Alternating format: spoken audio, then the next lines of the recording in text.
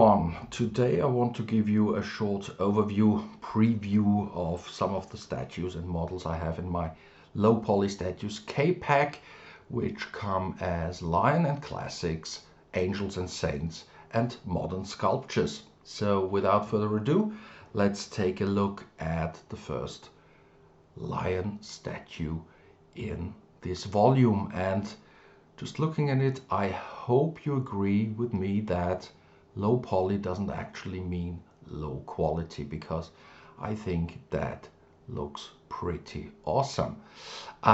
All the statues are modeled after real life models, and I tried to give them justice.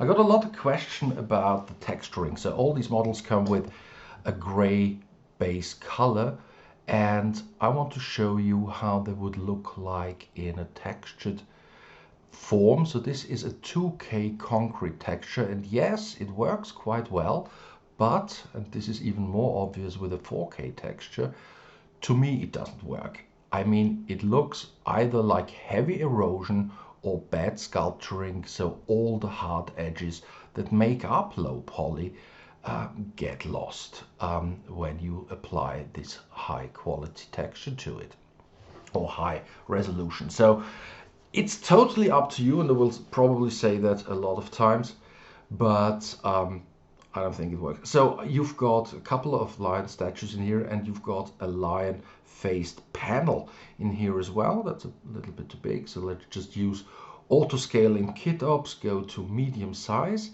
and you could use that. Let me just try and show you here.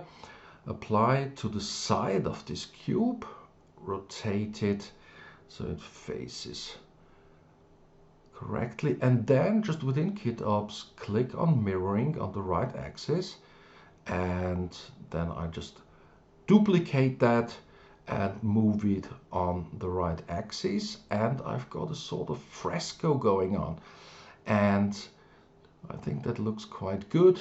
And if I apply the base color to the cube as well, yeah, well, always the wrong way around, so like this, and copy it to the cube, I think that looks quite good. So you know what, let's just keep this on when we do the next models. So what you also get is a couple of sphinxes. Sphinxes, I don't know if that's the right term when I'm talking about more than one sphinx, but yes, you've got more than one sphinx. Let's keep it at that. And again, let's take a look at a textured version. I think quite nice, as with the sandstony concrete texture on it. Some of the edges get lost already, and again, if you apply 4K texture, yeah, I think it might work for a non-low poly scene, but not vice versa. Again, up to you. Just wanting to show you.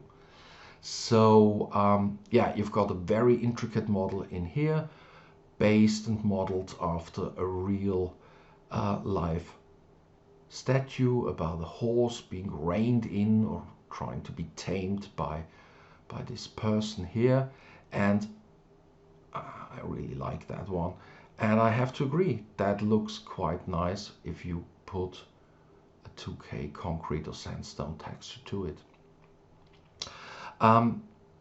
Most of the time, these standard or classical male and female statue might come handy if you're doing some statues on a column or something aligning, even maybe in a living room scene. You will find a use for them for sure.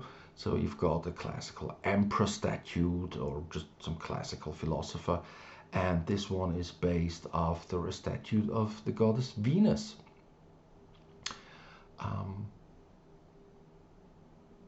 You can, yeah, something like this. Let's get rid of those, and let's take a look at the second volume. You can buy individually or buy the Pro version where all 3 volumes are included. So these are, as the title says, mainly about statues of angels and saints, martyrs, things like that. And again, give you a quick look on a textured version of that. And these are all modeled after graveyard statues, so they have an air of desperation with a hint of hope, but they're probably most suitable for graveyard scenes or within churches, or you can put them as a small prop to any scene you want, actually. You've got bigger models in here as well, like this one, which includes two angels, a big one and a small one. I try to give you as much diversity as possible within each volume. So that's a very nice model, I think. Again, based on a graveyard statue. You've also got a classical column in here with a vase or an urn on top. It's probably an urn, but you can use it as you like. And this is a good example because this is, of course, very low poly, but if you apply a 4K texture to it, it just gets lost in translation. The mesh just gets very smooth out, and all the sharp edges and creases are being lost. So that doesn't work for me. Again, your choice of the user. And let me just show you my favorite model in this one. I think it was actually the first one I did as well. It just has a nice posture, and even if the face just consists of a couple of faces, I think it conveys some emotion, and I think that one's really nice. Hope you agree. So let's take a closer look at the modern sculptures now. Again, lot of choices to take from, so just a classical stylized statue of two storks. And you know, I would love if you have watched this video, you would tell me in the comment section which volume you want me to expand upon. So would you like to see more lions and the classical stuff? Do you want to see more of this modern art, like this one, which is a fountain head I have found somewhere and tried to recreate it? There's bunnies in there and cats playing with each other, ducks, things like that, birds on a stalk. Or do you want to see more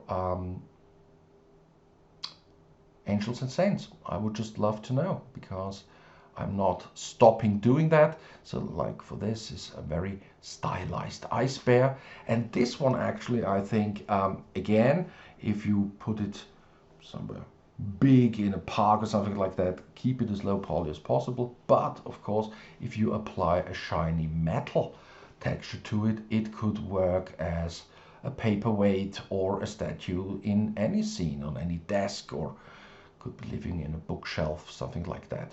Same applies for this pelican here. A very easy model to make, again based on a real sculpture. So the art is not mine.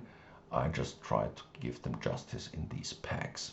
Again, put a metal, this is sandstone, works as well, but with a shiny metal texture, I think it looks quite nice and fun.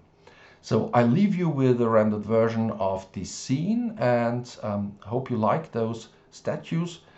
Find lots of usage for them, and see you next time. Thanks for watching.